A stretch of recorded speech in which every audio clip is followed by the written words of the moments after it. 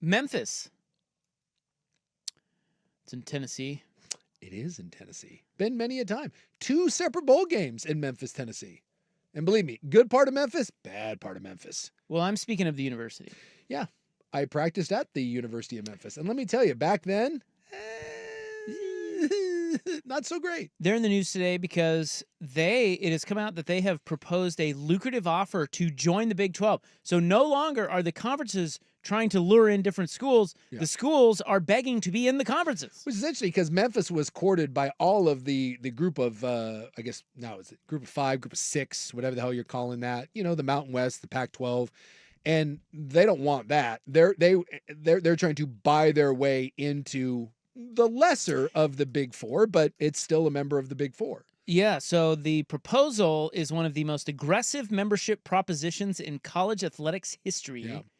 And it featured hundreds of millions of dollars in sponsorship commitments to the Big 12 from Memphis-affiliated corporate partners, as well as the school eschewing revenue distribution from the league for at least 5 years. Yeah.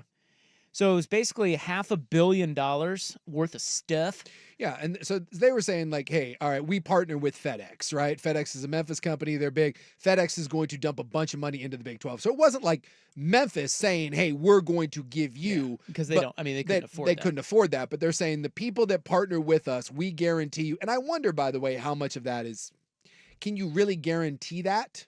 Because, you know, it would seem to make sense that if someone is talking about bringing in $500 million to the Big 12, you would think that the Big 12 would be open to that. It makes me wonder how concrete some of those promises are. Well, I think they were open to it. It sounds like they don't have the votes. One of the Big 12 administrators said, we vetted Memphis when we added the other 4 and chose not to add them. What's changed now? Well, what's changed now is they're offering you something. Yes. And by the way, they're offering you 5 years without any payouts. Yeah. I don't know. Seems to me like, I don't know. That seems to be a good deal. It's not like it's, I'm trying to think. It's not like it's Sac State trying to get into your league. Yeah, Memphis is all right. Yeah, and Memphis has had success on Good program. in both basketball and football. And let's also not pretend the Big 12 is necessarily a powerhouse. When you look at what's an anchor program in the Big 12? I mean, you don't What have is the anchor program? I mean, it depends. You're talking basketball, you're talking, No, football. Football, I mean, what is it?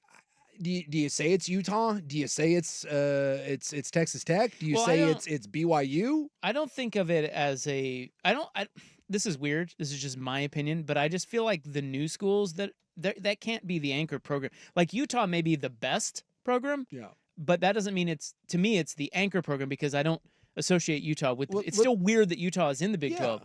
I would say the one left that's old Big 12 that maybe is an anchor is Oklahoma State. I guess, but Oklahoma State really hasn't done anything other than be a solid program. TCU played for a national championship, but TCU certainly doesn't feel like any sort of anchor that you're holding on to. K-State, Kansas. It's my point.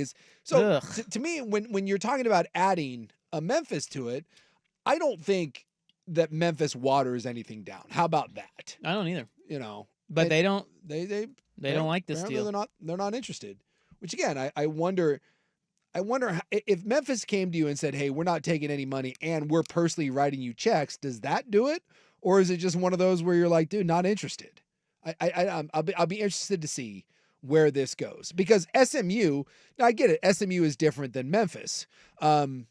But SMU basically went to the ACC and said, please let us in. And they didn't offer $500 million in sponsorship. They just said, let us in and we won't take any money.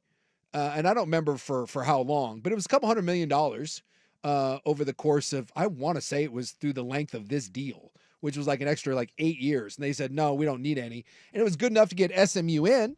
Now I get SMU's got big money. SMU's in Dallas. But that's the ACC. This is the Big 12. You would think that maybe that there would have been more interest there. I'm surprised that the Big 12 wasn't interested. Well, they are interested. I mean, it says that the proposal was attractive enough to garner weeks of exploration from the conference. It comes at a financially stressful time as Big 12 leaders work to compete against the Big 10 and the SEC. Memphis' proposal is described as a no-risk concept. according to some in the Big 12, and it also sets a standard of expansion fees to enter a league. The school would take zero distribution for the final 5 years of the league's new TV deal with ESPN and Fox, add the sponsorships in excess of $150 million over 5 years, and subject itself to expulsion after the 2031 season if the Big 12 deems it not added value. That's crazy. Is this possible that this smacks of like, you're at the bar, you know, it's a little late. Here comes the hot analogy. Yeah, and you know, it's just it's kind of an act of desperation. It's like, hey, We've all been there. I know you don't really want me. Hello there. It's called the Thursday night girlfriend because you wouldn't want her on the weekends, but you know, it's Thursday night, and it just seems very a desperate attempt. And maybe people in the Big 12 are just sitting there and being like, dude, if you're this desperate, what really do you bring to the table? Certainly, from a media standpoint, it's not going to increase the TV payout for the Big 12. And so you're sitting there and saying, okay, for 5 years, it doesn't cost us anything. After that, though, we do have to split the pie with you. Or we kick you out. I don't know. I guess I can see from the Big 12's perspective that this really doesn't add anything. So if it doesn't add anything, why do it? I guess I just don't understand how you could say that it doesn't add anything when they're giving you $150 million of advertising revenue over 5 years, and they're saying we won't take any of your revenue. I mean, like, what? Like, not giving you anything. I don't know. If I'm Memphis, they do seem desperate, but at the same time, I get why that would be a good deal for them to eventually get into the Big 12, and in the long run, they'd be better off for it. And that's why I wonder, like, I mean, you can say that we're guaranteeing you this money with sponsorship dollars, but is that signed, sealed, and delivered? Because, again, these are all reports. I saw this from Yahoo. FedEx, Lowe's, and AutoZone. So it's We're the three big. We're the three big. They were the three big companies that are partners with Memphis. And they're saying guaranteed that's going in. And I'd be interested to know, where does that, because that says it goes into the Big 12 coffers, but does it go into each individual schools? You know what I mean? Like, if I vote to let you in, eventually I have to split the pie with you, right? This is always why there's not just these giant expansions, because most schools don't bring in, because what's the payout in the Big 12? 30-ish million. So down the road, you do have to split the pie another way, and it's 30 million off the books. And so you can say, hey, we're bringing in 150 million in revenue from AutoZone and you know, FedEx, and what was the other one? What did I say? I said, well, you knew FedEx because that was the big Memphis one. AutoZone and Lowe's. Lowe's, right? So you say you're bringing in these sponsorship dollars. Does that go directly into each school's pocket? Does it go into a bigger coffer that the Big 12? That's probably the holdup. Maybe it's one of those things with the schools being like, okay, well, when do I see, right, for letting you in, what do I get out of it? Because at the end of the day, these schools are selfish, and it really about, and you need the vote. So for Oklahoma State to look at that and be like, all right, of this 150 million, how much do I see? And well, it at the least it increases their revenue, so it would increase Oklahoma State's cut by, I don't know, how many are in the Big 12? Do they actually have 12? Yeah, they have 12. Right. Yeah, so you would add a 13th.